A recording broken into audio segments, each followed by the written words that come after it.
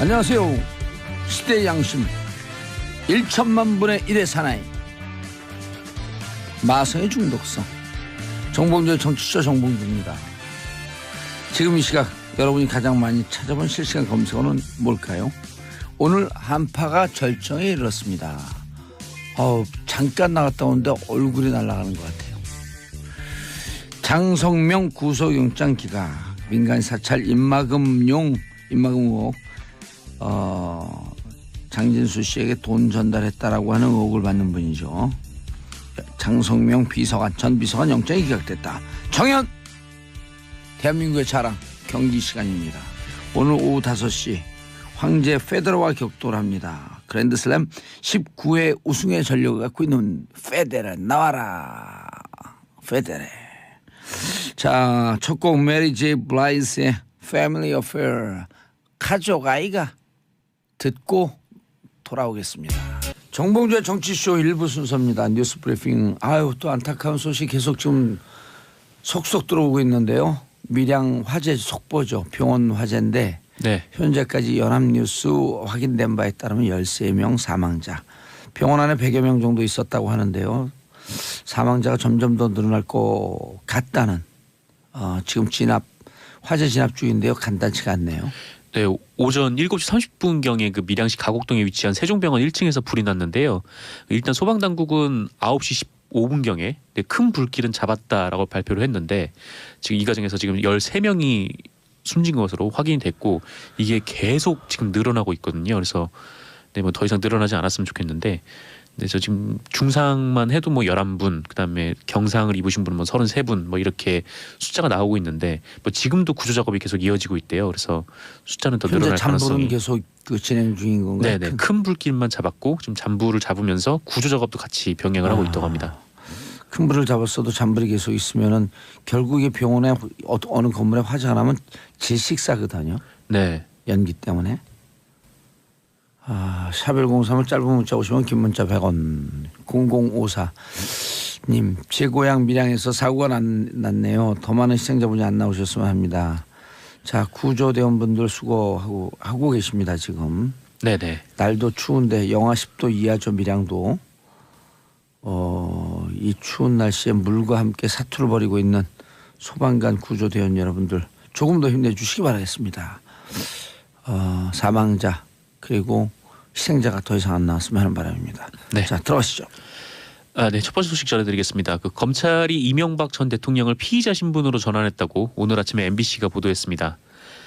검찰이 이명박 전 대통령에 관한 의혹 가운데 구체적으로 혐의 내용을 입증할 수 있는 진술이나 근거를 확보했다고 하는데요.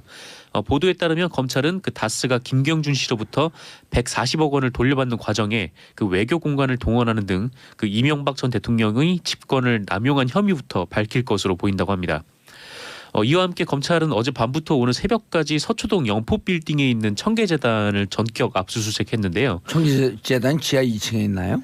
아니요. 지하 2층에 있는 건 아니고 예. 네, 다른 층에 있는데 이게 지하 2층만 지금 검찰이 콕 집어서 들어갔다고 해요. 근데 지하 2층이 이제 청계재단에서 창고 같은 걸로 쓰는 모양인데 자료가 거기에 있을 거다 이렇게 본 거네요. 네, 아니면 누군가가 진술을 했을 가능성이 큰 거죠. 진술했고 자료가 그쪽에 다 은폐되어 있다. 네, 그래서 지하 2층을 콕 집어서 여기를 집중적으로 이루어졌고 이 압수물이 담긴 상자에는 BH 다스라는 글귀가 써 있었다고 합니다. 네. 정확한 진술을 확보하고 내부 제보자들의 증언에 따라서. 네네. 증언에 따라서 압수수색을 한 것 같고 이명박 전 대통령도 피의자 신분으로 전환을 하게 된 거죠. 이로써 이명박 전 대통령의 소환도 임박한 것으로 보이는데요. 원래는 아무래도 평창올림픽이 끝나야 소환이 이루어지지 않겠나 좀 이런 기류가 있었는데 검찰의 수사 속도를 보니까 오히려 올림픽 개막 전에 소환될 가능성이 높다라는 얘기가 흘러나오고 있습니다. 전체적으로 기자들의 예측은 일단 포토라인에 세우는 것. 즉 소환은 올림픽 전에 하고 네네. 그리고 그렇다고 해서 바로 구속영장을 청구하거나 이러지는 않고 소환하고 조사한 뒤에 네네. 보통 이렇게 되면 이제 20시간도 너무 가까이 갈 수도 있을 정도의 장기 조사 일터인데 구속영장 청구 여부는 올림픽 이후에 하지 않겠느냐. 네네. 왜냐하면 이 평화올림픽이나 이런 분위기 지금 좋은데 그 고춧가루 뿌리면 안 되거든요. 네, 뭐 아무래도 그렇죠. 뭐 뉴스의 눈과 귀가 거의 다 올림픽에 모아지는 시기이기도 그렇죠. 하고요. 올림픽의 모든 주제를 빨아들이면 블랙홀이 되는 텐데. 네, 그렇습니다. 이 다스 관련 보도도 쏟아지고 있는데요. 그 MBC가 연이틀 그 다스 관련 녹취록 특종을 내보내고 있습니다. 그 어제도 이상은 씨 아들 이동영 씨가 그 자신의 측근에게 그 이명박 전 대통령의 아들 시영 씨가 그 자신을 부사장에서 아산 공장으로 쫓아내려 한다. 네, 이런 우려의 목소리가 담긴 녹취록을 공개했는데요. 그 실제로 아산 공장으로 내려가게 됐죠. 그리고 이시영 씨가 인사권을 행사하는 듯한 녹취록 내용도 있다고 합니다. 네. 뭐 이게 다 그 2016년 그 다스가 이시영 씨의 그 후계 구도를 잡아가고 있을 때 좀 벌어진 일이어서 2016년에 결국 CFO로 등장을 하는 거죠. 네네. 재무회계 총책임자. 그렇습니다. 이시영 씨가 이렇게 등장을 하하는데 좀 무리한 욕심이 이런 화를 좀 일으킨 거 아닌가. 좀 그런 생각도 듭니다. 2010년도에 해외 영업의 과장, 영업팀의 과장으로 들어왔다가 네. 6년 만에 회사를 장악하는데 지분 1도 없는데. 지분 1도 없죠. 지분 1도 없고 이 회사 자체가 이상은 씨가 실소유주라고 이명박 측은 주장하고 있는 거 아닙니까? 그렇죠. 명목상 소유주죠. 네. 서류상 소유주. 서류상은 소유주인데 네. 그렇게 되면은 보통 자기 아들에게 이렇게 승계를 하는 게 좀 옳지는 않지만 그게 일반적인 우리나라의 관행. 과정이고, 관행. 과정이고 또 이동영 씨가 그때 이제 총괄 부사장 자리에 있었기 때문에 그게 좀 자연스러운 과정이었는데 갑자기 이제 이시영 씨의 등장으로 이동영 씨가 밀려나고 네, 이시영 씨가 지금 다스의 그 재무를 틀어주게 된 거죠. 그렇군요. 그리고 중국 9개 지사 중 중요 매출을 일으키고 있는 4개 지사의 사장이 되고 네, 그렇습니다. 4개 지사의 매출이 5,500억 가까이 되고 네, 이 다스에서 돈이 되는 뭐 어떤 해외 사업 같은 경우에는 다 지금 이시영 씨가 총괄해서 관리하고 있다고 합니다. 그리고 협력업체 SM, 네네. 다운 이런 데는 또 지분이 100%예요. 이시영 씨가 그렇죠. 자기 그 매제 그러니까 이명박 전 대통령 여동생의 남편 네. 과 함께 지분이 100%짜리 협력회사 이거를 이시영 씨 75, 매제 25. 네. 뭐 이런 식으로 해갖고 다 협력업체도 먹어가고 있고요. 그렇죠. 이게 보통 그 재벌들이 그 기업을 승계할 때 일어나는 이제 편법 같은 방법인데 재벌들이 일반적으로 쓰는 그 꼼수죠. 네, 그러니까 작은 기업을 자기 아들에게 그러니까 소규모로 이제 세울 수 있는 회사를 만들어서 그 회사의 일감이나 각종 지원을 몰아줌으로써 그렇죠. 그 회사를 키워서 재산을 늘리고 SM은 자본금이 1억인데 네네. 다운이라고 하는 회사는 자본금이 45억인가 47억인가 그런데 네네. 1억짜리가 47억을 먹어요. 아, 예, 그렇죠. 예. 네. 그러니까 이제 우리 정상근 기자가 저를 먹어가는 거나 똑같은 거죠. 아, 제가 1억. 예, 제가 47억. 아, 네. 1억이라도 있었으면 좋겠습니다. 그럼 1원으로 하죠. 1원. 아, 1원이요? 1원대 47원. 네, 1원은 너무 없어 보이는데요. 그러면 한 얼마 100만 원? 100만 원. 네, 100만 원. 예, 100만 원대 4,700만 원. 아, 네. 좀 계산하기 복잡한데 그거는. 복잡하긴 하지만 그 정도가 그냥 적절하지 1원으로 않을까. 하시죠. 1원. 1원이요? 1원동 사세요? 넘어갈까요? 여기에 1원이라는 것이 참 부끄러워지는 순간입니다. 우리가 서로 간에 네. 제가 47원이어도 제가 뭐가 되는 줄 아세요? 을이에요. 을. 둘 다 을놀이 한 거야. 아, 네. 그렇죠. 1원이나 47원이나 힘들죠. 지금 밀양에서 사고 났고 네. 좀 가슴을 조이고 있는데 우리가 이렇게 웃고 떠들고 얘기하면 안 되는데. 네, 그렇습니다. 그 두 번째 전해드릴 소식도 좀 안타까운 소식이어서 네. 이 포스코에서 사고가 발생해서 비정규직 노동자 4분이 사망을 했습니다. 다치시겠는데 결국 사망한 거죠? 네, 그렇습니다. 25일 오후에 경북 포항시 남구의 포스코 포항제철소 냉각타워에서 그 질소가스가 누출이 됐고 네, 타워 안에서 작업을 하던 노동자 4분이 질식을 했고요. 그 이후에 병원으로 옮겨졌지만 안타깝게도 모두 숨졌습니다. 아휴. 그 사망한 분들은 60세 이모 씨, 47세 이모 씨, 그리고 31세 안모 씨, 26세 주모 씨였고요. 모두 비정규직 노동자 분들이었어요. 이분들은 오전 9시부터 작업을 시작해서 오후 3시에 30분간 휴식을 하고 다시 작업에 투입이 돼서 그 냉각용 충전재를 교체하고 있다가 갑작스럽게 변을 당하셨습니다. 질소가 누출이 되면 공기 중에 산소량이 급격하게 떨어져서 질식이 이루어진다고 하는데요. 이 문제는 5년 전에도 비슷한 사고로 2분이 목숨을 잃었는데 이게 이런 사고가 또 벌어진 거죠. 이에 경찰은 안전관리가 제대로 이루어진 것인지 정확한 사고 경위를 조사를 하고 있다고 합니다. 여기서 또 하나 주목해 봐야 될 것은 요새 이런 위험한 일들에 비정규직 노동자분들이 계속 희생을 당하고 있다라는 점인데 기업들이 자꾸 위험하고 어려운 일을 그 비정규직 혹은 외주업체를 써서 이렇게 아예 맡기고 있죠. 그래서 위험의 외주화라는 뭐 사회적 용어가 있는데 이번 사고가 난 그 포스코만 해도 그 최근 5년 새에 일어났던 크고 작은 사고 7건 중에서 그 사고로 죽거나 다친 사람이 거의 대부분 외주업체 소속이었다고 합니다. 그래서 좀 어렵고 힘든 일일수록 뭐 보상도 많고 고용이 좀 안정적이어야 할 텐데 좀 우리나라는 좀 그게 거꾸로 가는 것 같아서요. 네, 안타깝더라고요. 네. 진짜 이게 자신들의 그 수익 영리 활동은 권한이거든요. 돈을 버는 것은 권한 아니에요. 그럼 권한과 책임은 1대1 동등한 그람수여야 되는데 그렇죠. 책임은 곧 희생이 따르거든요. 네네. 그건 밖으로 내돌리고. 안타깝네요. 네, 정말 안타까운 사고입니다. 예. 다음 뉴스요. 네, 박근혜 전 대통령이 최순실에게 속은 것을 후회하며 그 최순실의 국정농단 행위를 아무도 보고하지 않았다 이런 한탄을 했다고 유영하 변호사가 중앙일보와의 인터뷰에서 얘기를 했습니다. 경찰 그다음에 국정원, 민정수석 이런 데에서 최순실 관련 보고를 하나도 안 했다는 거죠. 그 문화체육관광부에서 그 정유라가 관련된 승마 얘기를 했다가 고위 공무원들이 그대로 나쁜 사람이란 평가를 듣고 내보내지지 않았습니까? 이런 상황에서 어떻게 이제 최순실을 보고를 했을 수가 있을까라는 생각이 좀 드는데 이 인터뷰에 따르면 유영하 변호사는 그 박근혜 전 대통령이 최순실 씨에게 속은 것을 뒤늦게 알고 크게 후회하고 있다. 네, 박근혜 전 대통령은 국정원, 경찰, 민정수석 등으로부터 최 씨에 대한 보고를 받은 적이 한 번도 없다. 왜 아무도 최 씨에 대해 보고가 없었는지 안타깝게 생각하고 있다라고 말했다고 합니다. 아니 최 씨가 거기까지 온 과정은 어떻게 왔는데요? 박근혜 근처까지 온 과정은 어떻게 왔는데요? 사실 왜 박근혜 대통령이 이렇게 얘기하죠? 누가 나한테 소개했는지 원망스럽다. 네, 누가 소개를 했다기보다는 그보다 더 훨씬 더 오래전에 왜 최순실은 최태민의 딸로 태어났는지 원망스럽다. 그렇죠. 최태민 목사를 만나면서 이게 연인이 된 거죠. 최태민 목사와 내가 왜 가까이 지내는지 원망스럽다. 그 얘기를 했으면 오히려 나는 왜 태어났는지 원망스럽다. 이렇게 되는 건 똑같은 거죠. 아니 그렇죠. 어떻게 박근혜 근처를 갔겠어요.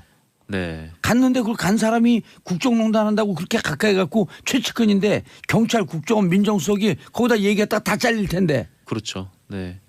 예를 들어 정상근 기자가 여기서 밖에 있는 PD 욕해봐요 저한테. 그냥 가세요 집에. 나는 PD가 내 오른팔이라고 생각합니다. 네, 안 되는 건가요? 아니 왼팔이에요 왼팔? 네. 또 다른 얘기들도 있었는데요. 그 박근혜 전 대통령은 최 씨가 유영하는 이게 박근혜 대통령 얘기인지 진짜 맞아요? 이 인터뷰를 할 때 그 유영하가 이렇게 주장을 했대요. 자기는 이 박근혜 전 대통령한테 미리 인터뷰 승낙을 받았다라고 얘기를 했다고 합니다. 그럼 그거 어떻게 확인하냐고요? 그거는 이제 확인할 길은 없죠. 근데 어쨌건 유영하는 그렇게 주장을 하고 있고 유영하 발 가짜 뉴스 같은데? 뭐 가짜 뉴스일 수도 있죠. 자기 정치하는 거 아닐까요? 인터뷰이다 보니까요. 곧 국회의원 선거가 다가오니까. 가능할까요? 자기 정치 할 수도 있는데. 이번에 어디 지방선거 출마하는 거 아닐까요? 유영하 대변인? 유영하 대변인이나 변호사? 네, 지방선거. 네, 뭐 서울구치소 인근에 아니면 인천이니까 인천. 그 경기도. 화정. 화정이니까 거기 뭐 구의원 이런 거 출마하지 않을까? 글쎄요. 근데 기초위원? 뭐 그건 잘 모르겠습니다만은. 그 취재와 그런 거 취재와 이 기자가 그런 거 취재 안 하면 어떻게 해요? 유영하가 지방선거에 나가는 걸요? 네, 그렇군요. 자, 이상득 전 의원 휠체어 타고 방금 검찰 출석. 자, 콜록 성명을 내신 분도 곧 아플 예정입니다. 것 같습니다. 근데 참 이렇게 휠체어들 타고 많이 들어오시더라고요. 검찰에 나올 때. 창조 경제예요. 네네. 휠체어 경기를 살리기 위해서. 그렇죠. 휠체어도 경기를 살려야 되고 또 미는 사람이 있을 거 아니에요. 일자리. 고용 찬출. 고용 찬출로. 네. 그렇군요. 네, 요거 둘이 밀면 두 자석. 네, 뭐 둘이 밀진 않죠. 그리고 거기 담요 덮잖아요. 담요. 네네. 담요. 생산 창출. 네, 그렇죠. 돈이 돌잖아요. 다양한. 돈이 돌잖아요. 소비. 네, 그렇군요. 병원에 가셨으니까 또 병원에서도. 그렇죠. 병원. 요즘 병원 적자거든요. 예. 근데 우리가 낸 세금으로 보험 쓰지 않았을까? 그런 거 취재해 오세요. 보험 썼는지 안 썼는지. 아 이상득 예. 그거 쓰러졌을 때요. 예. 뭐 아마 뭐 급여 항목이 많지 않았을까요? 네, 의료보험으로 적용될 수 있는 항목들이. 예. 아이고 7724님 며칠째 한파로 수도가 얼어서 빨래도 못하고 밥도 못하고 씻는 것도 제대로 못하고 있어요. 얼른 한파가 물러갔으면 좋겠습니다. 남극보다 더 춥답니다. 아 우리나라 독한 나라의 추움은 일단 남극보다 더 추운데. 네. 그 노원 쪽에 예. 수도관이 파열이 돼가지고 네, 그렇죠. 온수가 안 나왔다고 그리고 6만 또 4천 전기도 다 가까이요. 끊기고요. 네네. 전혜원님 오늘 우리 아들 오늘 계약했어요. 10살 아이도 봉주 아저씨 방송 시간이냐 하면서 챙기고 좋아해요. 봉도사님 10살 팬이 생겼어요. 정상은 기자님 끝났어요. 끝났네요. 인사하시고. 네 감사합니다. 주말 잘 보내십시오. 예, 저는 2부 화끈한 여의도 UFC로 돌아옵니다. 채널 고정하소서. 정봉재 정치쇼 2부 들어가 있습니다. 아니 우리가 요 사이에 인터벌 구라나 혹은 인트로 구라하다가 다 터져. 자 박주민 더불어민주당 의원님 오늘 방청객 모드로 나오셨습니다. 네, 박주민입니다. 예, 여당은 발언 기회 없는 거 아시죠? 거의 지난번에도 안 주시더라고요. 그럼요. 네. 이재정 의원 나왔고 막 화내면서 가면서 그래도 아 뭐 말하래도 뭐 그냥 되는데 뭐. 왜냐면 그래도 발언 짓게 하셔도요 출연료는 다 안 드립니다. 네. 상대적 박탈감이 있네요. 자 이용조 전 국민의당 저는 아닙니다. 현 국민의당 아직까지 국민의당 미래형 민주평화당 미래형 인간은 민주평화당으로 갈 거야 아니면 국바당 박국당이 국바당이 저는 저쪽 뭐 당은 미래형이지만 우리 당명 아직 안 정했구만. 국민의당과 바른정당 합당이 된다면은 예. 저는 그 당에는 가지 않고 어허. 같이 이제 미래 민주평화당 쪽으로 갈 예정입니다. 민주평화당이 지금 지지율이 안 나오죠. 아니 뭐 나와요. 창당, 3.1%. 창당도 되기 전에 예. 한 4% 가까운 지지율이 나오고 있으니까 예. 실제 창당이 이루어지면은 쑥쑥쑥 올라가지 않을까. 오. 잉태도 되기 전에 예. 출산도 아니, 되기 전에 왜냐하면 3%니까. 지지율이 많이 나오면 저렇게 발언 기회에 대한 집착하지 않아요. 방송 분량에 집착하면 일단 지지율이 안 나오는 거야. 자 윤소아 정의당 의원님. 예. 뭐 저희 정의당은 영원히 정의로운 그냥 정당으로 인사하세요. 성장하고 그냥 있습니다. 인사하세요. 윤소아입니다. 반갑습니다. 네. 자 진수희 바른정당 전 재선국회의원 전 복지부 장관 전 최고위원 전직 전문 네, 진수입니다. 예 인사하셨어요? 근데 이게 뭐죠? 얼티밋 파이팅 컨퍼런스? 예 얼티밋 파이팅 컨퍼런스. 네. 자유한국당이 나와야 이게 진짜 명실상부한 얼티밋 예. 파이팅이 근데 되는데. 진짜 섭외를 우리가 제일 많이 하는데 안 나오시더라고. 자유한국당 나오면 그는 출연료를 좀 주는 걸로 조건을 바꿔줘. 거기만 주는 걸로. 거기만 주는 거로. 차기 직권을 포기했나요? 아니 거기 보이콧 정도 해라며. 출연도 보이콧 하는 거. 아니 나 없는데 이렇게. 그 맞아요. 예, 예. 그럼 더 안 나오지. 저는 분명히 출연료를 주자 이렇게. 예 알겠습니다. 저는 바른정당 흉볼까봐 제가 열심히 여기 나오잖아요. 아니 근데 진짜 진수 의원님은 예. 그 호감도가 급상승했어요. 아, 예. 방송 쪽에서 막 섭외가 들어와. 진수 의원 전화번호 알려달라 그래서 네가 하세요. 자 평창올림픽 평양올림픽 평양올림픽이라는 분 여기 안 계시잖아요. 진수 의원님 한 분 계신가? 아니에요. 저는 올 예. 계속 평창 올림픽입니다. 제가 그러니까 유감스러운 게 예. 우리가 유치한 건 평창 올림픽인데 예. 왜 요새 평화 올림픽이다, 평양 올림픽이다 이렇게 싸우는지 모르겠어요. 유감입니다. 아 요즘 타월이 떴잖아요. 송월 타월. 자 근데 우원식 대표가 올림픽 기간 동안 정쟁 중단을 제안했다. 민평당. 아직 아직은 현 국민의당이죠. 예. 경쟁 유승민 대표는 어이가 없다. 중단보다는 예. 중단보다는 큰 문제가 있으면 정쟁하겠죠. 예. 뿐만 아니라 현재 올림픽 기간 동안 앞으로 국회내 선거법 협상이라든지 개헌이라든지 여러 가지 문제가 있지 않습니까? 예. 정쟁이 없을 수 없다. 예상되는 정쟁은 있겠지나 그것이 올림픽 모두의 평화 모두나 즐거운 모두에 찬물을 끼얹지 않는 그런 선에서는 정쟁도 있을 수밖에 없다라고 봅니다. 그런데 지금 한반도기 들고 들어오는 거에 대해서는 정의당, 네. 민주당 빼고 나머지 정당은 다 반대하고 있지 않나요? 지금 보니까요 질문지역을 대해서 확인해 봤더니 예. 국민의당도 공식적으로 한반도에 대해서 반대 입장을 표명한 적이 없어요. 안철수 대표만 반대 입장을 표명한 겁니다. 오히려 또 다른 중진은 그에 반대하는 의견을 공식적으로 밝힌 것도 있고 있습니다. 저 개인적인 생각은 저는 한반도기 공동 입장 시 한반도기 드는 데 저는 찬성하는 입장입니다. 지금 한반도기를 들자라고 하는 게 팩트 체크를 좀 해봐야 되는데 입장 퇴장 시 그렇죠. 그렇죠. 그리고 그렇습니다. 공동팀이 그 단일팀이 메달을 땄을 경우에 그런데 그렇지 않은 경우는 대한민국 팀은 태극기 북한은 북한 그 피겨도 나오고 그랬는데 거기는 만약에 그 메달 딴다. 따면은 인공이 알아야죠. 인공이 자기 거 올라갈 수밖에 오. 없죠. 또 지금까지 국내에서 국제대회가 여러 번 열렸고 북한 참여를 해서 메달 따는 경우는 이미 인공기가 개항이 됐었어요. 이미 여러 차례 그런 적이 계약이 있었어요. 여러 차례. 그런데 네. 안철수 그 대표께서 예. 한반도기도 안 된다. 뭐 여기는 뭐 태극기도 없다, 애국가도 없다, 특히 인공기도 안 된다. 태극기 들고 돌아가는 소리죠. 아니요, 태극기도 그러니까. 없다 이런 식으로 표현했는데 그러면은 그냥 북한이 오라는 건가요? 무엇을 들고 그러면 저 공항에서 가는 그 관광객 찾는 그 저 따로 깃발 하나 만들어 가지고 참가하라는 이야기입니까? 이건 너무 유치한 표현이다. 저는 이것은 오히려 진수희 의원님께서도 너무 가까이 가지만 싼데 맞겠어요. 아니 의원님께서도 말씀하셨는데 왜 평창을 놔두고 평양이냐 이런 단어가 나오는 것을 이해할 수 없다. 저도 거기는 동의하는데 왜 평화라고 하냐. 아니 평창에서 평화로운 올림픽을 하자는 것이 지금 토마스 바흐 IOC 위원장도 그렇게 지금 명칭을 이야기하고 있고 호칭을 하고 있거든요. 그 분위기인데 그것을 왜 그렇게 부정적으로 보시는 건지. 그리고요. 평창의 그 창자가 번창할 창자, 창성할 창자, 아름다울 창자입니다. 즉 평창에서 평화올림픽을 하는 것은 너무나 우리 모두에게 좋은 것이에요. 그럴싸하게 들리네요. 네네. 아니 그리고 사실은 이번에 제가 좀 알아보니까 아이스하키 단일팀의 경우에는 IOC에서 더 적극적이었대요. 그럼요. 예, IOC에서 단일팀을 했으면 좋겠다는 입장이 좀 강했고 예.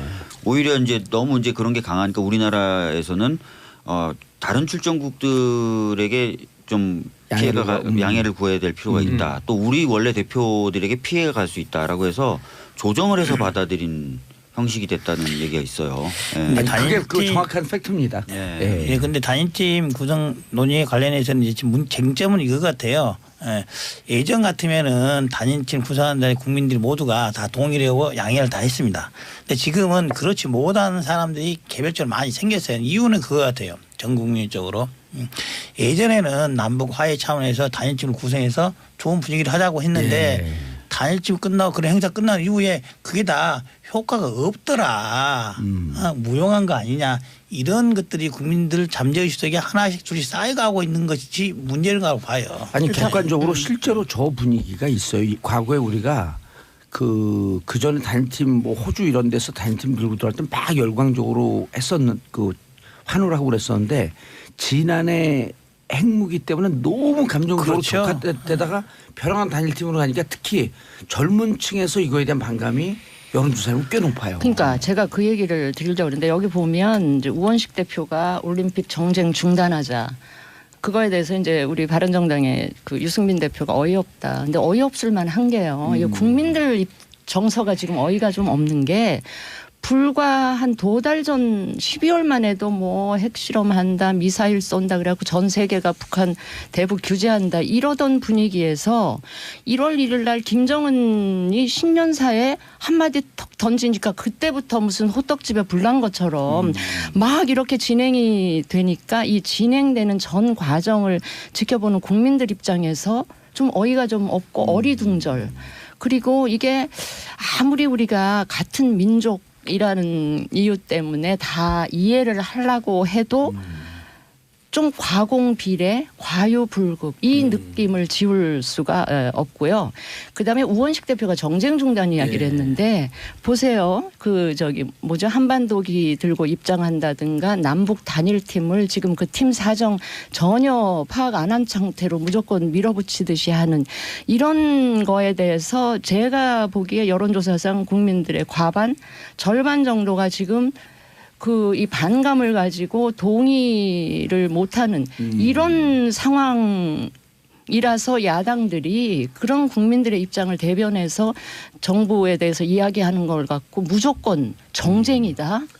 이거는 좀 네. 곤란하다. 그래서 어이가 없다는 근데 이제 거예요. 뭐 신년사에서 네. 뭐 한마디 나오니까 그걸 막 엄청 뭐 덥석 받았다 이렇게 말씀하시는데 그 호떡집에 부분은 불렀다 그랬어요. 그 부분은 좀 잘못된 것 같고요. 왜냐하면은 이미 이제 2011년에 통과됐던 이 평창 올림픽 지원에 관련된 특별법에 남북 단일팀 구성에 관련된 조항이 들어가 있어요. 그렇죠. 그리고 사실상 그 이후부터 계속 단일팀을 만들면 좋겠다라는 얘기가 새누리당 쪽 의원님들 중심으로 많이 나왔었고 실제로 그래서 박근혜 전 정부 때 계속 노력을 해왔던 거예요. 근데 결실을 못 맺었던 거죠.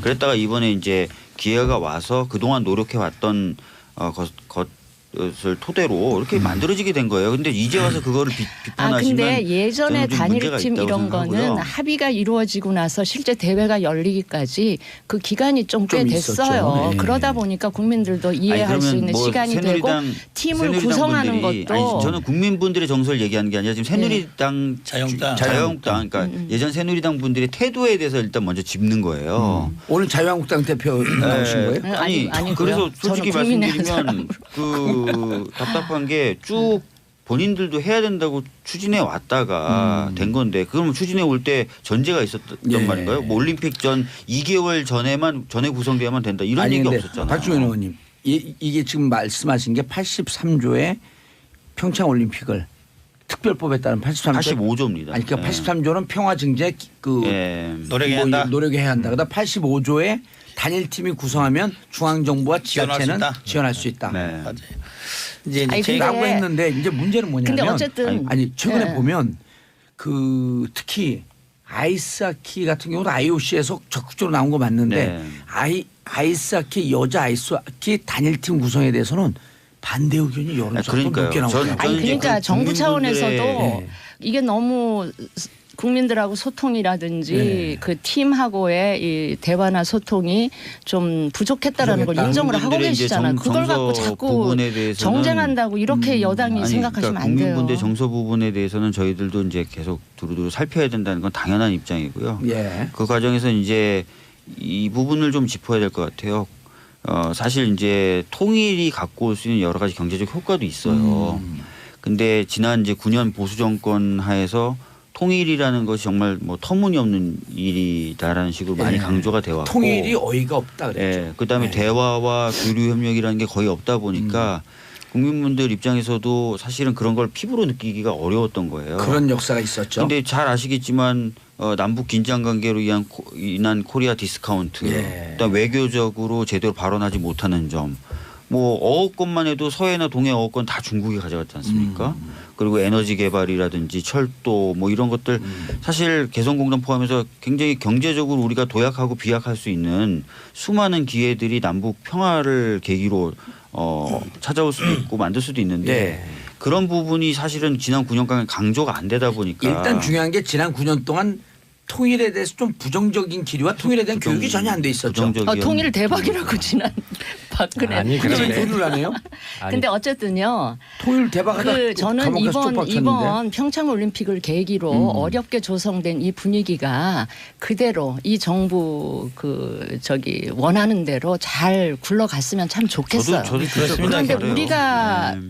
지난 몇 년 네. 동안 경험한 이 김정은이라는 사람이 과연 이 기조를 그대로 이어갈 것인가 그렇죠. 그런 그거에 우려가 대한 많이 의심이 있죠. 굉장히 그러니까 있는 거예요. 평화올림픽 이렇게 공을 들여서 끝났는데 끝나자마자 또 무슨 미사일 실험을 한다든지. 그러니까 지금 이 모드가 유지가 될 수 있도록 많은 분들이 힘을 합쳐 주셔야 돼요. 근데 네. 지금부터 북한 참가에 대해서부터 여러 가지 부분에 대해서 비난하시고 공격하시는 거 일방향으로 가시니까 사실은 정부가 그럼 이것을 계속 유지해야 되고 강화시켜야 됨에도 불구하고 어려움에 처하는 거 아니에요? 근데 뭐 그럼 더 이제 소통하세요, 예측- 국민들하고. 결국 네, 밀어붙이지 예측 말고. 가능한 범위 내에서 본다면은 통일이나 희망의 끈을 지금은 놓지 않아야 되는 차원에서는 단일팀을 구성하고 지지를 해야 되죠. 그러나 작년에 핵 위기라든지 그리고 어쩌면 이번 올림픽 기간이 끝나고 나면은 우리 진시 의원님께서 말씀하셨다시피 북한 정권 지금 김정은이 또 예전과 같은 태도로 돌아갈 가능성이 예전에 비춰보면은 충분히 예상이 가능한데 단일팀 구성 이것을 정말로 100% 동의만 할 수는 있느냐 이런 아니, 그러니까 우려는 있죠. 알겠습니다. 그러기 위해서는 정부가 국민들한테 충분히 설명해야 돼요. 충분히. 몇 가지 질문.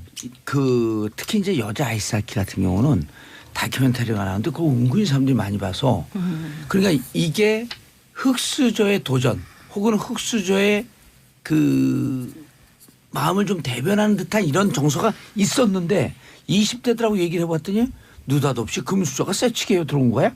이런 정서가 있는 거예요. 북한 금수저. 그런데 우리 정부 입장에서 이제 우리도 기성세대가 되다 보니까 단일팀 구성하면 다 박수를 보낼 줄 알았어.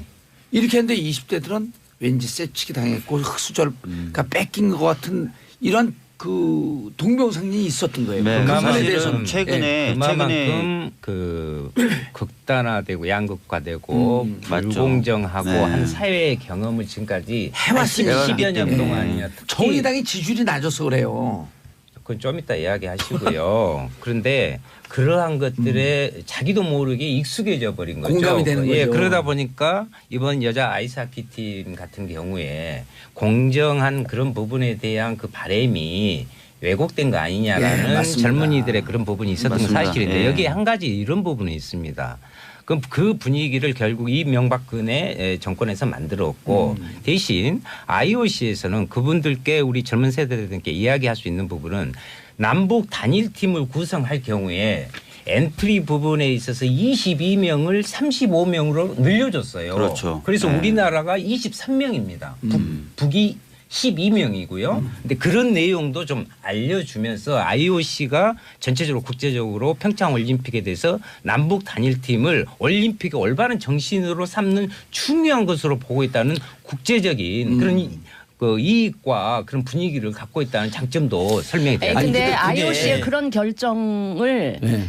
우리 정부가 처음에 성급하게 아이스하키 단일팀 밀어붙인 그게 익스큐즈가 그러니까 그 이렇게 양해될 수는 저는 없다고 봐요. IOC 결정은 결정이고 애초에 너무 일방적으로 우리 대통령 그 취임사에서 뭐라 그랬어요. 기회는 균등하고 과정은 공정하고 결과는 정의로울 것이다. 이거를 우리 젊은이들이 환호하고 어떻게 다요 나도 못. 그러니까 환호하고 굉장히 열광했던 지금 윤수아 대목이거든요. 의원님이 말씀하신 대로 엔트리 자체의 조정으로 인해서 그 피해 입는 대표팀이 최소화된 예. 부분은 있고요. 그런데 그럼에도 그 불구하고 과정에 대해서 이런 소통이나 이런 게 그런 없이 것은 소통이나 이런 예. 것들이 좀 부족했던 예. 건 더 맞아요. 좀 적극적으로 근데 더 했어야죠. 적극적으로 예. 소통해야 되는 건 맞고요. 근데 엔트리 숫자가 늘어났다 하더라도 실제 출전 선수가 줄어든 것만은 틀림없어요. 그렇죠. 아니 근데 또 그 사람이 이런 것도 출전 선수가 1명, 2명, 3명이 줄어든다 하더라도 몇 년 어떤 사람 10년 이상 준비했던 사람이 선수의 입장에서 보면은 굉장히 아쉬울 수밖에 없는 거죠. 특히 작년에 남북 간 그 여자 아이스하키 대표팀을 소재한 영화도 있었어요. 예. 그때 주제가 이런 주제였어요. 남한 팀의 여자 아이스하키 대표팀을 구성하는데 북한 대표 선수 출신이 와서 그 자리를 하나 꿰차는 그런 내용이 있었어요. 그거 영화가. 실화예요. 예. 실화를 배경으로 한. 그래서 그때 영화에서도 한국 선수단 내에 미묘한 기류가 있었죠. 지금에 나타난 것이 똑같이 영화에도 반영이 되고 있는 거죠. 네. 그래서 말씀하신 대로 그런 부분 소통을 더 하고 특히 청년 부분 청년분들이 겪고 계신 그런 상실감이 네네. 깊은 이 시대적인 문제를 해결하기 위해서 청년 일자리 중심으로 많은 해결책을 가져오려고 하잖아요. 어쨌든 요 과정에서 조금 더 아이스하키는 아이스하키고 조금- 청년 일자리 조금 일자리시고 더 그거 무슨 상관이 있죠. 이해하려고 아니, 이해시키려고 청년분들의 상실감 예, 부분에 이해시키려고 대해서. 설득하는 과정은 조금 부족했다. 네. 근데 그렇죠? 자유한국당에서 예. 자유한국당에서 자기들이 했던 것은 11월 달에 그 아까 말씀드린 결의안 예. 그 부분을 하고 이번에는 정반대의 뜻을 지금 표시하고 있잖아요. 그거는 좀 정치적으로 이런 좀 것을 무책임한 이런 거죠. 것을 예. 그런 거 보면 예, 답답한 이런 것을 거예요. 보면 저는 문재인 그 근데 결의- 잠깐만요. 문재인 예. 케어에 가장 중요한 핵심적 1호가 있잖아요. 치매 국가 책임제. 예? 무슨 침해. 예, 치매를 국가가 책임져서 진다는 문재인 케어의 1호 공약이 지금 자유한국당이 거기에 좀 필요하다. 자기들이 해놓을 때는 이제 모르겠다 이거 기억이 안 난다.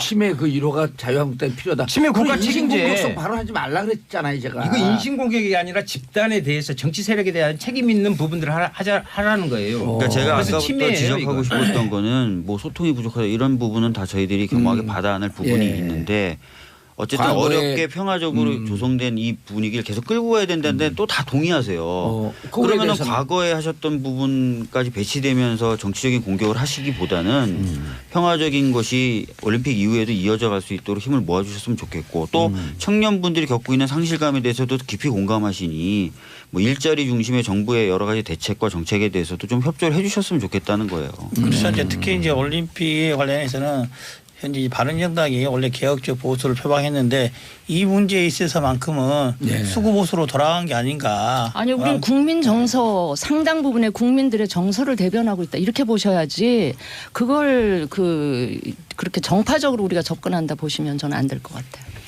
근데 둘이 정파적으로 좀 싸우고 싶은 심정인 것 같은데 지금. 정제 아니 근데 이 얘기 그러니까 지금 국민들 정서에 있어서 소통이 좀 부족했다라고 하는 부분은 인정을 하지만 2011년에 평창 올림픽 지원에 관한 특별법 통과시킬 때 주도했던 자유한국당, 당사자들이. 바른정당 예. 153명 중에 147명이 찬성을 했어요. 그 원론적으로 결의안도 찬성하는데 결의안은 2010년도에 2010년도에 박근혜 했죠.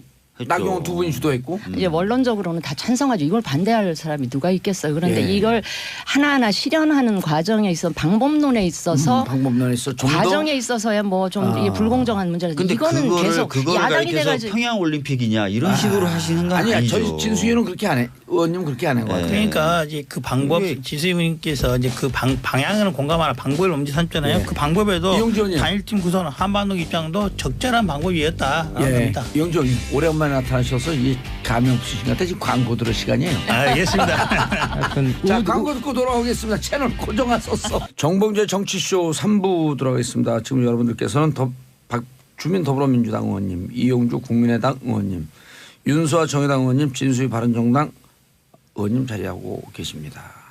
정봉재 정치쇼 3부 뉴스 특보 때문에 조금 늦게 시작했습니다. 지금까지 확인된 사망자는 31명이요. 그런데 병원 2개에서 동시에 불이 나서요. 사상자가 계속 늘고 있습니다. 한 병원은 요양병원. 29명이 사망한 제천 화재 참사 그 이상으로 피해가 커졌고요. 지금 대통령께서도 긴급 수석회의를 준비하고 있다는 소식입니다. 왜 이렇게 계속 사고가 나요? 진짜 뭐 마음이 너무 아프네요. 예. 날씨가 추워서 이런 뭐 화기라든지 이런 것들을 접하기 쉬워서 그런 게 문제가 생기지 않았을까 그리고 또 싶은데요. 계속 이게 열기구를 틀어놓으면 과열되고. 그러니까요. 그러니까 이렇게 하여튼 제천 화재 사건이 이렇게 대형 화재 사고 예. 계속된 부분에 대해서 실제로 매우 안타깝게 생각하고 특히나 이제 요양병원가 겹쳐 있다고 그러잖아요. 네. 그래서 더 어려움이 많으라고 보고요. 어르신들이 빨리 못 움직이는데. 정교하게 빨리 좀 진압을 해서 네. 더 이상 큰 희생자가 되지 않도록 해야 되고요. 이번 한 가지는 더 정말 그 우리가 안전에 대한 부분들을 강조하는 것이 일상적으로 계속해서 돼야 된다는 걸 다시 한번 느끼게 됩니다. 근데 하필이면 또 병원, 뭐 그러니까. 목욕탕 시설 이런 데 이렇게 불이 움직이기 나도 힘든데. 기동력이 떨어질 수밖에 없는 그런 시설에서 이렇게 불이 나니까 좀 그러네요. 특히 이런 지방의 과거에 형성된 도시들은 소방도로나 이런 네, 게 확보가 안 된 되고. 것 같아요. 예, 예. 답답하죠. 자, 그래서 평창 평화올림픽은 좀 성공적으로 치러질 수 있도록 이제 여야가 좀 힘을 합쳤으면 하는 생각이고요. 자, 또 대형 사고가 터졌습니다. 판사 블랙리스트. 아이고 정말 큰 대형 사고입니다. 굉장히 사법부 이용주 의원이 판사 출신이시죠? 저는 검사 출신입니다. 검사 그래요? 출신인데요. 근데 그 당시 옛날에 증거 조작은 왜 했어요? 저하고는 전혀 무관한 겁니다. 그래요? 이 사법부 역사상 이게 만약에 사법부판 블랙리스트가 제가 보기로는 현재로서 이미 확인이 됐다고 봅니다. 없다는 게 아니고 확인이 됐다고 보고 이게 추가적인 이용주 의원님 법조 기사가 나오면 사람들이 잘 어려우니까 안 보거든요. 개괄 설명을 좀 해주세요. 뭐 간단히 보면 이거죠. 대법원이 대법원장이 예. 대법원이 자기 조직을 시켜서 각각 판사들을 사찰했다. 현재 어떤 판사들이냐 일반적으로도 사찰했고 특정 법관들 뭐 민감한 사건들을 다루고 있는 특정 법관들에 대해서는 조금 더 자세히 그리고 또 가장 중요한 게 그죠. 영향력을 미치려고 시도를 했다. 아직까지 증거 자료로는 영향력을 미쳐 성공했다는 자료는 아직 안 나와 있으나 나올 수도 있겠지만은 영향력을 미치려고 시도했다는 것 자체만으로도 사법부 역사에 큰 오역일 뿐만 아니라 누군가는 책임을 져야 되고 어쩌면 형사적인 책임까지도 갈 수 있는 중대한 사건이다. 근데 이제 더 문제가요. 뭐 판사들의 성향을 분석했고 그다음에 영향력을 미치려고 했다도 경천 동지할 일인데 더 큰 문제가 국정원 대선 개입 사건의 판결 결과를 가지고 청와대와 대법원이 교감을 했고 판결 결과를 사실은 조정하려고 했었던 것 아닌가라는 의혹을 자아내는 문건도 나왔어요. 이건 굉장히 큰 거거든요. 예를 들어서 원래 국정원은 원세훈 그 국정원장이 2012년 대선에서 네네네. 국정원을 동원해서 대선 댓글 개입을 했고 네. 그 문제에 대해서 1심에서는 선거법은 무죄, 네. 국정원법 유죄. 근데 2심에서 선거법, 국정원법 둘 다 유죄가 나왔거든요. 그렇죠. 그 이후로 이게 도대체 어떻게 된 거냐를 조사한 겁니까? 아니면 그 전서부터 재판에 개입을 하려고 했던 겁니까? 그러니까 사실은 김영한 전 민정수석의 수첩에 예.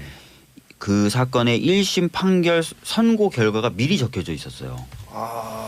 그래서 이게 어떻게 된 거냐. 그때도 대법원은 우린 모른다라고 얘기했거든요.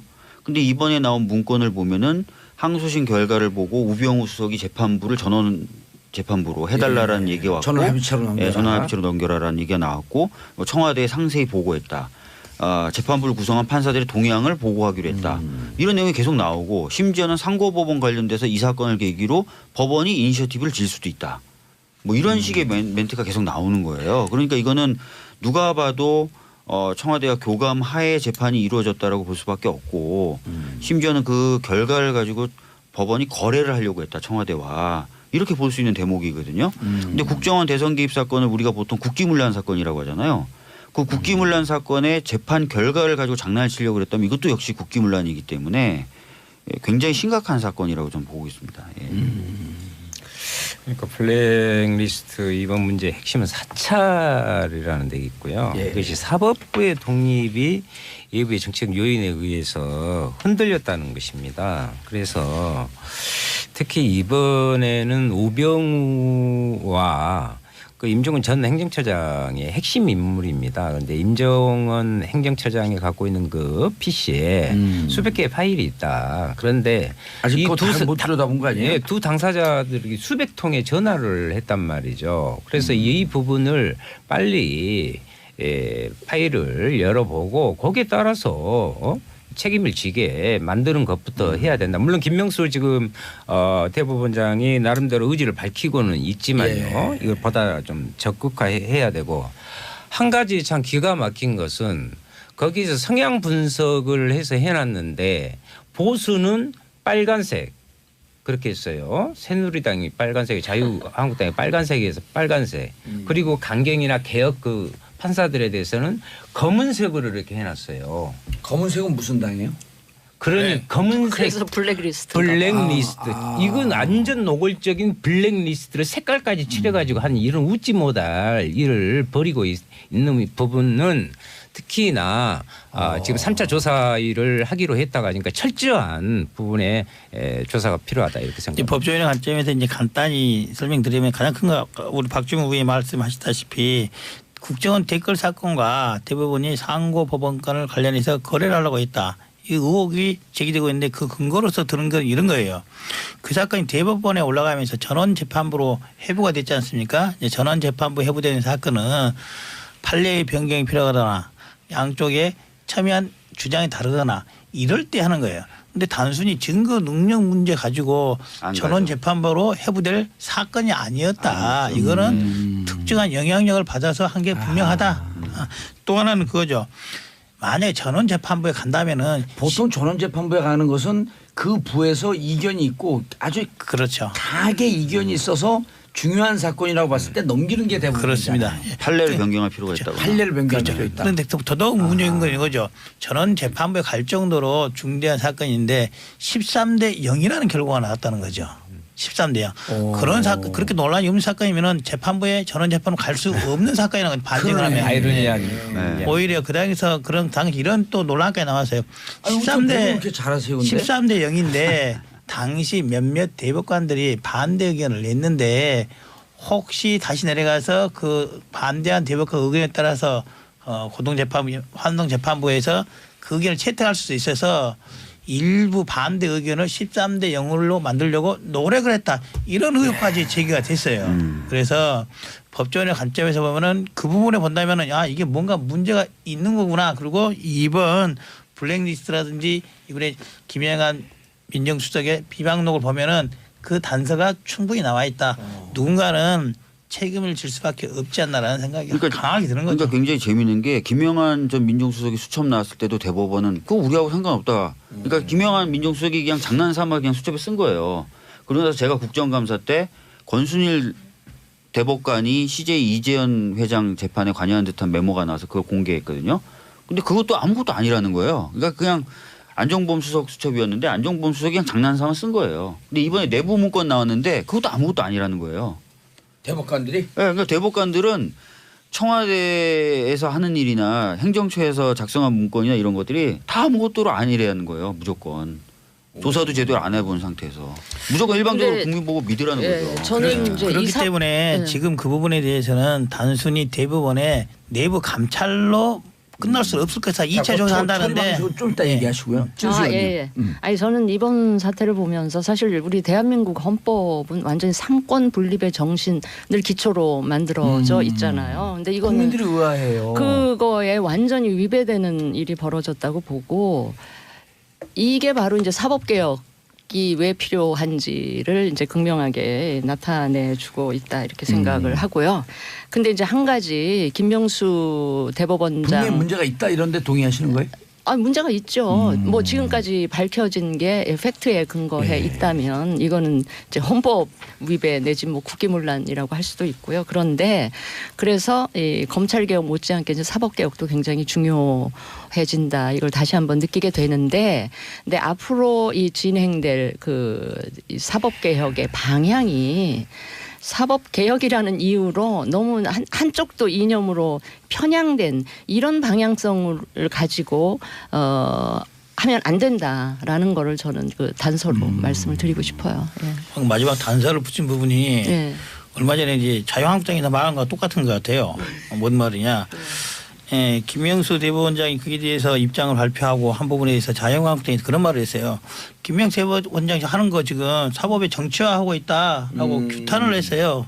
그런데 방금 진수희 의원님께서 하신 말씀의 단서 부분은 어쩌면 저렇게 자유한국당과 똑같은 말씀하실까? 그러니까 그런 오해를 불러일으키지 않도록 아주 매우 신중하고도 치밀하게 하셨으면 좋겠다. 오해가 아니라 철저한 수사가 필요합니다. 현재 상태로서는. 지금 감찰과 수사의 차이가 뭐예요? 감찰은 강제적으로 해볼 수가 없는 거죠.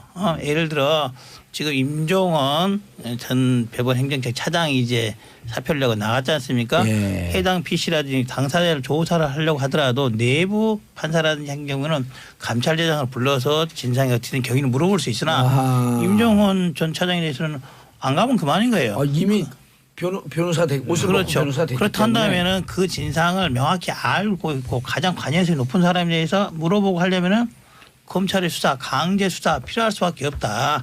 그래서 사법의 정치화를 운운할 게 아니라 엄정한 검찰 수사에 응하도록 촉구하는 게 여러 우리 정당들이 해야 될 목소리가 아닌가 이렇게 싶습니다. 네.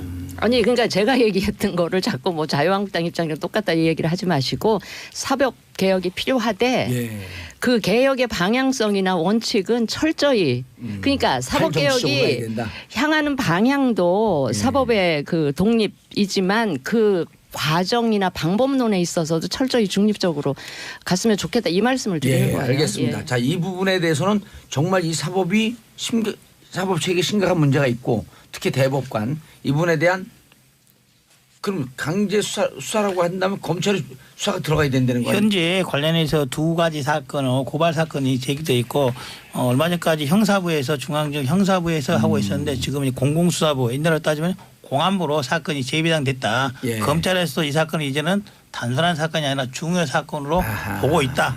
이 정도 말씀드리겠습니다. 알겠습니다. 자 이제 또 우리가 즐거운 시간이 왔어요. 통합과 분당. 즐거운 시간? 누구한테 즐거운 시간? 국바당이에요, 박국당이에요. 당 이름은 뭐로 지금 정했어요? 공모하는 중에 있고요. 저는 그래요. 이 바른정당과 국민의당 일부가 합쳐지는 이게 어떻게 보면 정치적인 실험일 수 있고 새로운 도전일 수 있는데 이 실험의 결과, 도전의 결과가 어떻게 끝이 날지는 몰라요. 그건 이제 우리 하기 나름인데 저는 개인적으로 우리 이 국민들 불신받는 국민들이 혐오하는 이 정치를 바꿔내기 위해서는 설사 결과가 성공적이지 않더라도 뭔가 끊임없이 실험하고 새로운 도전을 하고 하는 그 일은 계속이 돼야 될 것 같다. 예. 그런 점에서 의미가 있다. 궁금한 게 예. 원내교섭단체는 되나요? 몇 석 정도 예상하세요 지금? 한 그래도 30석, 25석에서 그러니까 오. 냉정하게 예, 25석에서 한 30석 가까이 되지 않을까 싶은데 그게 다 국민의당 쪽에 달려 있는 거기 때문에 제가 예. 자신 있게 말씀드리기는 힘들고요. 그리고 이용주 의원님. 뭐 어떻게 보더라도 25석이 30석이면은 이전 국민의당 입장에서 보면은 마이너스 통합인 거 아니겠습니까? 그 39석이었으니까. 현재 39석이었으니까. 아, 숫자는 별로 안 중요한 것 또 같아요. 하나는 지금. 저도 말씀드린 숫자는 중요치 않아요. 이제 예전에 국민의당과 바른정당에 있어서 통합에 있어서 국민의당이 바른정당이 원했던 건 이거죠. 바른정당이 갖고 있는 개혁 보수의 이미지를 같이 얻자라는 거 있는데 개혁 보수를 대표하고 있는 사람들 중에 소위 개혁성을 대표하고 있는 남경필 나왔고 원희룡 곧 나온다 그러고 김세현 이미 나왔고 지금 정병중 남아 있는데 유승민까지 포함해서 이 5명 중에 소위 개혁 보수의 개혁성을 나타내는 사람은 다 나오고 없는 거예요. 남아있는 현재 바른정당은 개혁보수의 보수 측만이 강화되어 있는 사람만 남아있다. 즉 바른정당과의 통합에서 얻고자 하는 것들은 하나도 기대할 수 없는 상태가 되어 있기 때문에 현재 제 입장에서는 국민의당과 바른정당은 통합하기 어렵다라는 말씀을 한 이용주 겁니다. 의원님은 어디 민평당으로 가는 거예요? 저는 이제 2월 4일 날 국민의당과 바른정당의 전당대회가 해서 합당이 의결을 낸다면은 현재 국민의당과 당의 정체성과 맞지 않는 그 당에는 갈 수가 없고 탈당을 해서 현재 창당을 진행 중에 있는 민주평화당으로 갈 예정입니다. 전당대회에서 합당 결정이 안 날 수도 있다 이런 얘기인가요? 그렇죠. 오호 폭탄 발언이네. 쉽지는 않습니다. 그래서 뭐 헬멧 쓰고 강목 들고 나오고 그러나요? 요즘 뭐 헬멧 쓰고 갈목 써가지고 막을 수가 있겠나요? 아니 그 SNS 돌았잖아요. 헬멧 쓰고 강목 들고 나와라. 전당대회 때. 뭐 그렇게 주장한 과격한 사람이 있으나 예. 그 사람의 주장일 뿐이고 전당대회가 그렇게 막아지지 않죠. 막아지지 않고 예. 전국 대표 당원 대의원들이 대표자들이 어떤 말을 할 것인지 에 달린 거죠. 예. 저는 이 말씀을 꼭 드리고 싶어요. 아까 말씀. 저기 바른정당에서 개혁성이 있는 분들 다 가셨다 그랬는데 그분들이 바른정당 포기하고 자유한국당으로 간 순간 그분들은 개혁하겠다는 걸 포기하는 겁니다. 더 이상 개혁성을 갖고 있지 않다 이렇게 보셔도 다음 됐습니다. 주에 한 판 더 붙죠. 예, 남아있는 사람들이 나오세요. 개혁적입니다. 그러겠습니다. 끝나 발언 게 없어요 윤수아님. 지금 가장 중요한 문제인데 아니, 지금 근데 목포에서 지금 어제 벌어지고 있고 그러는데요. 예, 저는 끝났어요. 지금. 끝났어요. 자 우리 속보 때문에 죄송합니다. 박주민 의원님, 이용주 의원님, 윤수 의원님, 진수 의원님 인사하시고요. 예, 감사합니다. 수고하셨습니다. 정봉재 정치쇼 4부 순서 들어가겠습니다. 자 저희가 3부에서 밀양 화재 소식 속보로 전해드렸죠. 그런 바람에 2부, 3부 여의도 UFC는 많은 얘기를 못했습니다. 의원님들 참 오늘 출연해 주신 의원님들께 감사의 말씀과 죄송하다는 말씀. 그러나 사고가 좀 빨리 수습돼야 되는 마음에서 속보를 전해드렸습니다. 자 정치 뉴스 빼고는 다 있는 시간 비정치회담 화재근 문화평론가님. 예, 안녕하세요. 예, 강경윤 SBS 퍼니 기자님. 네, 안녕하세요. 스트롱뉴 강경윤입니다. 예, 스트롱뉴인데 오늘 지금 탈이 몸이 안 좋으셨고요. 하다가 중간에 나갈 수 있습니다. 그래도 우리 청취자분들께서 양해해 주시기 바라겠습니다. 네, 힘내겠습니다. 예, 힘내라 힘내라 힘내라 강경윤. 이런 응원 처음 받아봐요. 네네. 가즈아. 네. 자, 첫 번째 뉴스. 차평론가님이 저 전해주시죠. 저는 강경윤 예, 기자 강경 기자 먼저. 먼저 하시고. 네, 예, 그럴게요. 장거리 커플의 이별 소식. 네, 그렇습니다. 최근에 연예계에 한 쌍의 커플이 헤어졌는데 바로 이 한중 커플의 대표 주자였죠. 유혁비 씨와 송승헌 씨가 헤어졌습니다. 너무 보기 좋았었는데. 그렇죠. 사실 선남 선녀의 만남이고요. 제가 인터뷰 해본 사람 중에 가장 잘생긴 사람을 꼽아봐라 하면은 봉도사님 빼고 네, 송승헌 씨라고 이제 단연 꼽을 수 있을 정도로 정말 얼굴이 예술이라고 봐야 되는데요. 아니, 비주얼뿐만 아니라 송승헌 씨 같은 경우는 네. 그 약간 우수의 분위기가 맞아요. 있어서 여성분들이 무척 좋아하는 분위기거든요. 맞아요. 비주얼뿐만 아니라 맞아요. 저도 인터뷰 하다가 한 그리고 3번 실질적으로 정도 혼절할 매너남이고. 뻔했습니다. 예. 실질적으로 매너 굉장히 매너남이죠. 예. 네, 저희도 인터뷰하면서 참 여기자들 많이 그 혼절할 뻔하다가 예. 살아나서 기사 쓰고 막 그랬는데요. 제가 송승헌 씨 잘 알아요. 어떻게 잘하시죠? 제가 정치계의 송승헌이거든요. 어머. 아 예. 안 들은 걸로 네, 하겠습니다. 제가 기자계의 유혁빈입니다. 기적도 네, 망언이 좀 많이 만만해. 아픈가 봅니다. 네. 그래서 그런데 이게 왜 결별했어요? 네, 결별 소식이 최근에 전해진 건데요. 이제 송승헌 씨와 유혁빈 씨는 이제 한알령 때문인가 이런 소문이 좀 났었지만 두 사람은 한양령 때문은 아니고 두 사람이 워낙 거리차가 있고 또 최근에 유혁빈 씨가 할리우드 영화 뮬란의 여주인공으로 캐스팅이 됐어요. 아하. 그리고 이제 송승헌 씨는 계속해서 지금 드라마도 이번에 끝이 났고 이제 계속해서 한국에서 영화 활동을 해야 되기 때문에 두 사람이 멀어진 거리 차이를 극복하지 못하고 결국은 헤어지게 됐다 이렇게 얘기를 했습니다. 근데 사실 제가 그 유혁빈 씨하고 송승헌 씨 결별은 조금 된 걸로 알고 있어요. 아하. 그리고 중국에서도 그 두 사람이 헤어졌다는 게 지난해 초부터 계속 그 기정사실화돼 있는 지난해 분위기였습니다. 2017년 초요? 네, 맞아요. 그러니까 두 사람이 처음에 죄송합니다. 제가 아파서요. 두 사람이 처음에 그 열애를 하게 된 거는 2014년도 한 영화 꽤 때문인데요. 됐네요. 네. 2015년에는 정말 불이 붙었다 할 정도로 두 사람이 한국과 중국을 계속 왔다 갔다 하면서 만나왔고 그때 결혼했어야 되는데. 그런가 봐요. 네, 사람은 참 타이밍이라는 게.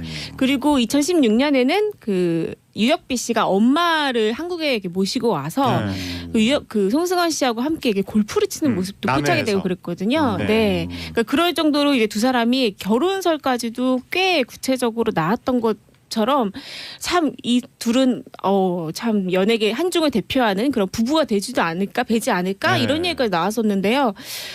두 사람이 이렇게 헤어지게 돼가지고 좀 네. 안타깝다는 반응이 이어지고 있죠. 그러니까 처음에 불이 붙었을 때 말씀하신 대로 바로 결혼을 했어야 되는데 네. 그 시기를 놓치고 두 사람의 생활 무대가 다르면 네. 아무래도 점점점 이제 균열이 네. 가더군요. 다른 맞아요. 커플들을 다른 보면. 얘기지만 참 결혼 타이밍이라는 게 저도 저희 남편 만난 지 한 달 만에 결혼했거든요. 예. 네. 사귄 지. 네. 사귄 지 한 달 만에. 네, 사귄 지 한 달 만에 결혼 이제 결심해가지고 경솔한 결정 아닙니까?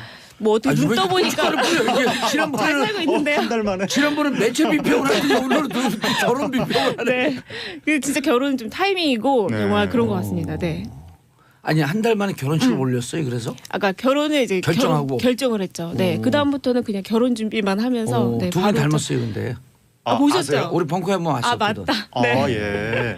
두 분 닮았어요. 아주 잘 어울리는 한 사람. 예. 네. 제가 좀 더 예쁘지 않나요? 남편보다는. 남편도 이쁘장해요.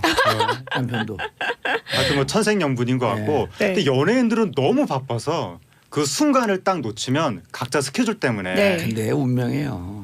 운명일 수도 있고 그럼요. 네. 근데 이제 스케줄 때문에 몸이 멀어지고 마음이 멀어지는데 그걸 가지고 팬들은 또 여러 가지 상상을 하죠. 그러면서 이번에 뭐 한알령 때문 아니냐 근데 예. 거기까지는 아닌 것 같습니다. 네. 네. 한알 영어. 그러니까 이게 영화 이런 속담 있잖아. Out of sight, out of mind. 맞아요. 안 보면 잊혀진다. 맞아요. 그렇습니다. 망고에 질립니다. 네. 안 거에 질린 거죠. 그다음에 십수년 전에 타임 카바 스토리 그 기사 중에 하나가 Love is chemistry. 예. 사랑할 때 몸에서 특별한 엔돌핀이 돈다는 거예요. 네. 특별한 화학물질이 나오는데 예, 그게 예. 맥시멈 나오는 게 3년 동안 나온다. 오. 그쵸. 예. 3년이 지나면 유효기간이. 식어진다. 그런데 우리 집사람은 이제 35년 됐거든요. 네. 지금도 나오는 것 같아요. 어머. 우리가 무슨 약간 문제가 있는 것 같아요. 그것은 그 생물학을 거스르는 건데요. 원래 그렇죠. 3년 정도 지나면 이게 화학 물질이 분비가 안 되면서 이렇게 차분한 관계로 이어지는 건데 그러니까 열정이 사라지고. 우리 집사람이 송승헌을 놓치고 싶지는 않은 거죠. 그럼 봉조사님은 아, 예. 다시 태어나셔도 지금 아내분과 결혼하시겠어요? 우리는 다시 태어난 게 아니라 이미 우리가 한 16번쯤 환생한 것 같은데 계속 산 것 같아요. 그냥. 현명한 대답. 이것을 어떻게. 네. 그리고 사실 개그맨 김준호 씨도 비슷한 경우인데 최근에 이혼했잖아요. 네. 그 김준호 씨 같은 경우도 결혼하고 1년이 채 안 돼가지고 이제 와이프 그 아내분이 김준호 나 필리핀으로. 김준현인 줄 알고 깜짝 놀랐어. 김준호입니다. 네, 김준호 씨가 그리고 계속 혼자 살고 있었어요. 예. 김준호 씨도 굉장히 뭐 방송뿐만 아니라 사업도 굉장히 많이 하고 그렇죠. 개그맨들 뭐 그런 사업도 많이 하는데 보면은 김준호 씨가 이렇게 가정에 이렇게 이렇게 뭐라고 해야 되죠? 그러니까 가정을 돌보고 막 이렇게 하는 시간보다는 계속 사업만 하고 있어서 혹시 이혼한 거 아닌가 이런 얘기까지도 좀 돌 정도였는데 그런 건 아니었고 좀 두 사람이 떨어져서 한국과 필리핀을 좀 오가면서 지내다가 이제 결국에는 서로의 미래를 위해서 이혼하게 됐다. 김준호 씨 부인은 필리핀 분이었어요? 아니요, 한국 사람이고요. 한국 분인데 필리핀으로 가서 활동을 한 네, 거예요. 그러니까 결국 참 특이한 케이스인데 결혼하고 1년 만에 필리핀으로 유학을 갔죠. 그러니까 부부가 왜 떨어져서 사는지 사람들이 굉장히 이상하게 참 이상하게 생각했거든요. 생각하죠. 네, 속사정이 좀 있다고 하죠. 굉장히 오랫동안 떨어져 있다 보니까 네. 아무래도 자연스럽게. 왜냐하면 그 말씀하세요. 김준호 씨 같은 경우에 한 번 이제 연예계에 한번 고비가 있었잖아요. 네. 그 기획사가 망했었죠. 그거 전에 이제 불법 도박 같은 걸로 해가지고 한번 무리를 일으켜서 그때 당시에 이제 김준호 씨가 굉장히 힘들 때였기 때문에 약간 두 사람이 떨어져 지낸 시간이 좀 길어졌고 그 다음부터는 이제 조금 이제 관계를 회복해서 지내려고 했지만 이제 결국에는 이렇게 좀 안타깝게 결말이 난 것 같습니다. 예. 네. 아 그렇군요. 네. 안타깝네. 다음 이슈 하채근 평론가. 네.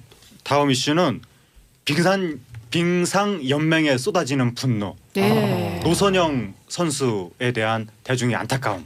이 소식인데 그러니까 노선영 선수가 예. 팀 추월이라는 스피드 스케이팅의 한 종목에 이제 출전을 하게 된 거죠. 팀 추월. 네, 팀 추월이라는 이게 것은 매스하고는 좀 틀린 거죠. 그러니까 팀 추월은 이제 3명의 선수가 동시에 링크를 돌면서 예. 일종의 단체전 개념으로 다 결승전에 들어와야 제일 먼저 들어온 팀이 우승을 이제 하는 건데. 근데 뒤에 한 사람 빼고 2명까지 하는 건가? 3명이 다 들어와야 되는. 예. 그렇게 팀 단위로 경쟁을 하는 건데 네. 거기에 노선영 선수가 우리나라 대표 선수였던 거죠. 음. 그래서 당연히 올림픽에 나갈 거라고 생각을 했는데 지금 올림픽 직전에 못 나간다고. 왜요? 여태까지 훈련을 했는데 알고 보니까 팀 추월 대표 선수는 개인 자격으로도 올림픽에 나갈 수 있을 정도의 그 어떤 그 국제 대회 성적이 있어야 된다는 거예요. 기록이 있어야 되는구나. 그 성적이 있어야 되는데 그걸 우리나라 빙상 연맹이 규정을 잘 착각을 해가지고 팀으로 국가대표면은 팀으로만 자격이 있으면은 나갈 수 있겠거니 이렇게 생각을 하고 있다가 막판에 돼서야 개인 자격도 필요한 거구나 뒤늦게 알았는데 그러려면 몇 년 전서부터 개인 시합 나가라고 권장을 했었어야 될 거 아니에요. 권장을 했어야 되는데 전혀 모르고 개인 시합 쪽으로 신경을 안 썼다는 거죠. 노선영 선수가.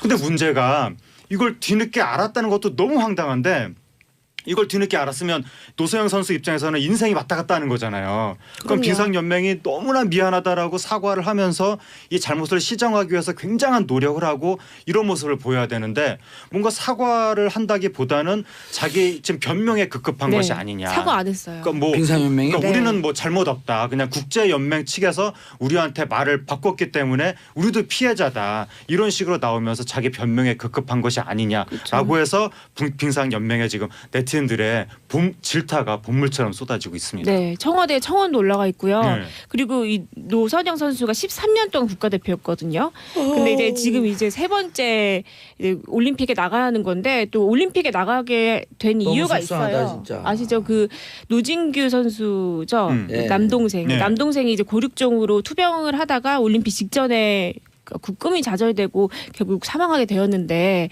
그런 이제 본인은 사실은 지난 올림픽을 끝으로 안 나오려고 이제 은퇴를 하려고 다 준비를 했다가 남동생이 꼭 누나는 금메달을 따라 이렇게 얘기를 했기 때문에 본인이 이 평창에 도전을 하게 된 거고 평창에서 사실 굉장히 뭐 이게 뭐 메달권이다 아니다 뭐 이런 걸 다 떠나서 이제 본인은 정말 최선을 다하고 싶었는데 그런 게 이제 없이 빙상연맹에서는 굉장히 무책임한 태도를 보이고 있기 때문에 노선영 선수가 지금 작심하고 지금 빙상연맹에 대해서 좀 비판을 하고 있어요. 그런 부분 중에 하나가 좀 이제 파벌이 있다. 그리고 몇몇 선수들 금메달이 유력한 선수들만 따로 훈련을 한다. 이것은 마치 다른 그러니까 비메달권인 선수들 같은 경우는 그런 선수들을 위한 어떤 뭐라고 해야 되죠? 좀 약간 그냥 밑반찬, 아니야. 밑반찬 정도만 되고 있다. 네, 정말 그런 인생들 전문용어로 자신들의 무슨 일본말 있잖아. 치키다시. 네, 그죠. 구색 맞추기 같은 예. 느낌. 네, 본인들이 그렇게 이용을 당했다라고 주장을 하고 있죠. 굉장히 안타깝습니다. 그러니까 지금 노선영 선수 쪽의 주장은 동생은 과거에 금메달이 유력했기 때문에 아픈데도 불구하고 빙상연맹이 계속 훈련을 밀어붙여서 병세가 악화된 것이 아니냐. 그때 병 치료라고 운동하지 네. 말고 그랬어야 되는데. 진통제 먹으면서 예. 훈련했거든요. 그리고 또 팀 추월팀 같은 경우에는 혹시 금메달이 유력하지 않다고 해서 지금 신경을 안 쓰고 방치하고 있었던 것이 아니냐. 이런 의혹을 제기하는 건데 걱정되는 게 네. 노소영 선수가 이렇게 되면 선수로서도 엄청난 불이익을 당했는데 여기에 괘씸죄가 더해져서 원래대로라면 빙상연맹이 미안하다고 하면서 보상을 해줘야 될 판인데 오히려 괘씸죄 때문에 앞으로 또 다른 불이익을 받을까 봐 뭐 지도자의 길을 걷는다거나 이럴 때 그래가지고 지금은 대중들의 관심이 이렇게 집중되니까 아무 불이익을 맞아요. 못 주겠지만 신경 안 쓸 때 이제. 나중에 이제 관심이 좀 줄어들고 나면 그때 무슨 일이 생길까 봐 그러니까 그래서 더더욱 우리가 이 문제에 좀 관심을 가져야 될 것 같습니다. 아니 이게 빙상연맹이 있으면 쇼트랙 안현수 선수 네, 있잖아요. 안현수 맞아요. 선수도 더 운동을 할 수 있을 것 같은데 부상 당하고 어쩌 그러면서 파벌 예. 때문에 빅토란이라고 하는 러시아로 귀한 거 예. 아니에요. 그때 나온 유명한 말이 있잖아요. 예. 우리 나와 파벌이 다른 팀이 금메달을 따느니 다른 나라가 따는 게 낫다. 아, 예, 그런 얘기 나왔었다고. 맞아. 그래서 그때 이제 국민들이 굉장히 분노했는데 빙상연맹이 이런 식의 태도를 보이면 앞으로 또 다른 그 제2의 안현 사태가 나오지 말라는 법이 없고 우리나라 선수가 누가 국가를 위해서 정말 피땀 흘려서 노력을 하겠느냐 이런 문제가 있는데 또 지금 문제가 제기되는 게 팀 추월 훈련을 그동안 거의 안 했다는 거예요.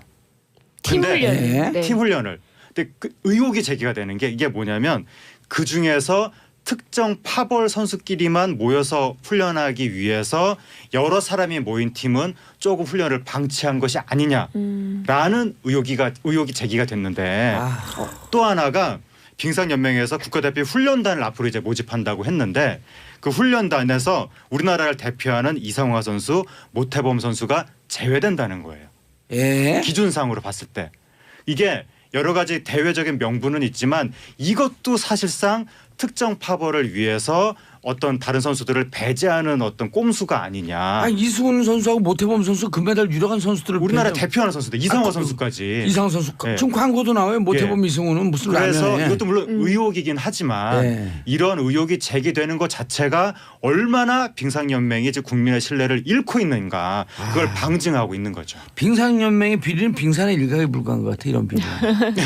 네. 순간 아재 개그가. 아니 그게 네. 이거 보세요. 구명희 씨가 보내온 거예요. 빙상연맹 문제 빙산의 일각이에요. 맞아요. 네. 네. 그래서 이게요. 예. 근데 빙산에서 산에서 아가 시옷 때문에 뭔지 아세요? 빙. 알죠. 예. 네. 빙. 아니 얼음판에 네. 신을 우리가 빙신이라 그래요. 네. 네. 그렇죠. 그리고 얼음판에 신. 빙상연맹 또 문제가 최근에 한국을 대표하는 쇼트트랙 선수 심석희 선수가 예. 폭행을 당했는데 맞아요. 코치한테 그걸 숨겼죠. 대통령과의 만남. 완전히 금메달 그 3개 내지 2-3개 정도 예상되는 선수 아니에요. 그렇죠. 근데 폭행을 당했는데 폭행도 문제고 숨긴 것도 문제고 그것도 대통령을 만나는 자리에서 숨겼죠. 독감이라고 했죠. 예, 그래서 이거에 종합적으로 다 이제 이 누적이 되면서 빙상연맹에 대한 뭔가 근본적인 개혁이 필요한 거 아니냐. 그래야 이제 국민의 신뢰를 다시 회복할 수 있지 않겠느냐. 이게 지금 이런 문제가 해결이 안 되면 선수들의 허탈감도 물론이려니와 일반적인 네티즌도 우리나라 국가 시스템 자체에 대한 불신으로 이어질 수 있기 때문에 뭔가 이러한 그 단체들의 행정의 투명성 이것을 이 기회에 제고해야 된다. 그런 얘기가 나오는 겁니다. 빙상연맹의 개혁은 저 같은 사람들한테 맡겨놔야 돼. 저는 조직 딱 잡으면요. 네. 한 2달 안에 그 조직의 내부 고발자들 다 만들어요. 네. 봉도사 같은 분들이 예. 빙상연맹뿐만이 아니라 우리나라 각종 단체가 옛날부터 투명성 문제가 항상 있었거든요. 공정성 다 문제. 잡아서 제가 교정하고 올까요? 빈신수 있으시나요? 그러니까 이런 게 진짜 적폐청산인데 맞아요. 이런 걸 해야 되는 겁니다. 3833님 빙상연맹 예전부터 파벌 문제 많아요. 스포츠계 적폐도 척결해 주세요. 축구는 없어요 또. 어디나 다. 축구협회는 또 아우 네. 뭐 그 조 무슨 회장 그만두기 전에 7년짜리 계약을 해버려요. 계약을 스폰서. 그것도 전에 하고 똑같은 가격. 앞으로 7년 뒤면 물가가 얼마나 올라가겠어요. 네. 그러니까 우리나라 그리고 뒷돈마다 조사해야 되는 거 검찰이. 그러니까 우리나라 여러 단체가 다 불공정하고 폐쇄적이고 불투명한 게 문제가 되는데 맨 위에 최고 권력부터 불투명하고 불공정하게 운영이 됐기 때문에 그 문화가 밑으로 내려오는 거거든요. 예, 그러니까 2명 다 감옥 갈. 그러니까 그 최고 권력 운영부터 진상 규명을 하고 이제 그 위에서부터 그 문화를 근절을 시켜야 되는 거죠. 예. 언제는 우파 갔다가 오늘 또 좌파 갔다가 좌우로 왔다 갔다 하는 거 원래 빙상은 좌우로 왔다 갔다 하는 거예요. 아, 예. 그렇죠. 갈짓자로 걸어가겠습니다. 자, 양영 씨님 도대체 기본도 안 된 연맹 때문에 애매한 선수들한테 피해가 가니 정말 어디서부터 잘못된 건지 마음 아프네요. 그래서 이렇게 적폐청산하러 들어간다 그러잖아요. 서로 파벌끼리 상대방만 욕해. 그렇죠. 아, 이거 참. 어떻게 하지? 얼음판의 신은 뭐라 그러죠? 아, 빙신이죠. 예. 얼음판의 신. 빙상연맹이 우리 얼음판의 신인가? 글쎄 얼음판에 신이 많은 것 같기도 하고 뭐 더 이상 제가 자세히는 말씀을 못 드리겠습니다. 방송 씨는 그럼 방신이에요? 네, 배 많이 방신이죠. 아프세요? 빨리 끝내야 될 것 같아요. 우리. 네. 자, 빙상연맹 진짜 문제가 많은데 안현수 선수가 대표적인 케이스예요. 그렇죠. 안현 선수가 사실은 오죽하면 거기 러시아까지 그 갔겠어요. 옛날로 치면 우리나라 국적을 버렸기 때문에 사실은 옛날 개념으로 보면 이제 배신자라 국민이 비난을 할 수도 있었는데 그런 비난은 속보 떴네요. 노선영 올림픽 출전 러시아 탈락으로 1500m 출전 가능. 예비 2선수였는데 러시아 오. 선수 2명이 출전 금지돼서 예. 출전할 수 있게 되었습니다. 이 모든 것이 와. 정봉주의 정치쇼에서 그러니까요. 방송됩니다. 감사합니다. 네. 정치쇼 무슨 방송국? 예, 무슨 SBS요? 예. 아, 지금 딴 생각 지금 그러니까 예. 노선영 선수가 이제 끝났어요. 기준점 대비 마이너스 2였거든요. 아하. 앞에 두 명이 지금 어떻게 이것도 탈락이 이런 됐나? 우연히 그러니까 참. 이게 네. 결국 정의는 살아있는 그러니까요. 거예요. 예. 아까 윤석은 정의당이었었는데. 자, 오늘 조금 일찍 끝냅니다. 가수 C의 공명 Kiss from a Rose 장미로부터 온 키스 듣고 두 분 인사하시고요. 예, 감사합니다. 감사합니다. 예, 저는 내일 11시에 찾아뵙겠습니다.